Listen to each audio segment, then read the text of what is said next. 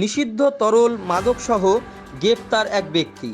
Police সূত্রে জানা যায়, গতকাল অর্থাৎ সোমবার রাত ৯টায় গোবরডাঙ্গা থানার তেঁতুলতলা মোড়ে কর্তব্যরত এএসআই সঞ্জয় ওরাং এর তত্ত্বাবধানে নাকা চেকিং চলাকালীন এক সন্দেহভাজন ব্যক্তির কাছ থেকে একটি বড় বাজারের ব্যাগসহ একটি প্লাস্টিকের জার উদ্ধার করা হয়।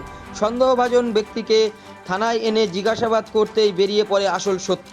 বাজারের ব্যাগে থাকা প্লাস্টিকের কন্টেনারের মধ্যেই রয়েছে তরল নিষিদ্ধ মাদক। গ্রেপ্তারকৃত ব্যক্তির নাম স্বপন বিশ্বাস ওরফে মণি, বয়স 50 বছর।